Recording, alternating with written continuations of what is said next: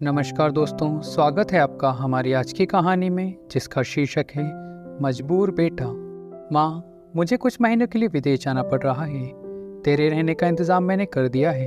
तकरीबन 32 साल के अविवाहित डॉक्टर प्रदीप ने देर रात घर में घुसते ही कहा, बेटा, तेरा विदेश जाना जरूरी है क्या? माँ की आवाज में चिंता और घबराहट झलक रही थी। माँ, मुझे अमेरिका जाकर कुछ रिसर्च करनी है। वैसे भी कुछ ही महीनों की तो बात है, प्रदीप ने कहा। जैसी तेरी इच्छा बेटा, मरी सी आवाज में माँ बोली और छोड़ आया प्रदीप अपनी माँ रमा देवी को पड़ोस वाले शहर में स्थित एक वृद्धाश्रम में। वृद्धाश्रम में आने पर शुरू में हर बुजुर्ग के चेहरे पर जिंदगी के प्रति हताशा और निराशा साफ झलकती थी, पर रमा देवी के चेहरे पर वृद्धाश्रम में आने के बावजूद कोई शिकन तक न थी। एक दिन आश्रम में बैठे कुछ बुजुर्ग आपस में बातें कर रहे थे। उनमें से 2-3 महिलाएं भी थीं। उनमें से एक ने कहा, डॉक्टर का कोई सगा संबंधी नहीं था जो अपनी माँ को यहाँ छोड़ गया। वहाँ बैठी एक महिला बोली, रमा देवी के पति की मौत जवानी में ही हो गई थी। तब प्रदीप कुल 4 साल का था। पति की मौत के बाद रमा देवी और उसके बेटे को रहने और खाने के लाले पड़ गई। किसी भी रिश्तेदार ने उनकी मदद नहीं की। रमा देवी ने लोगों के कपड़े सिल कर अपने बेटे को पढ़ाया। बेटा भी पढ़ने में बहुत तेज था, तभी तो वो डॉक्टर बन सका।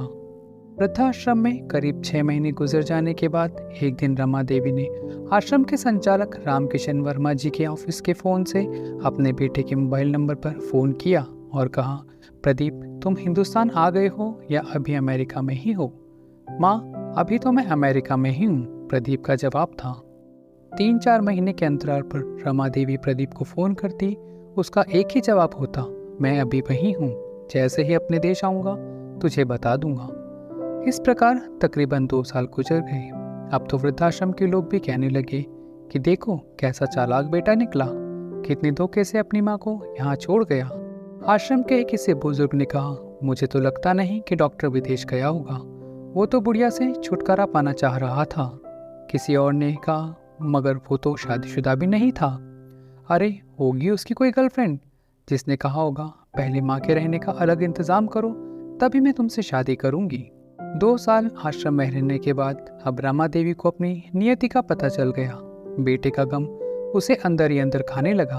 वो बुरी तरह टूट गई। 2 साल आश्रम में रहने के बाद एक दिन रमा देवी की मौत हो गई।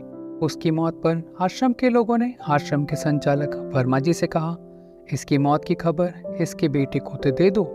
हमें तो लगता नहीं कि वो विदेश में होगा, वो होगा यहीं कहीं अपने ही देश में। इसके बेटे को मैं कैसे खबर करूं? उसे मरे तो 3 साल हो गए। वर्मा जी की यह बात सुनकर वहां पर उपस्थित सभी लोग सन्न रह गए।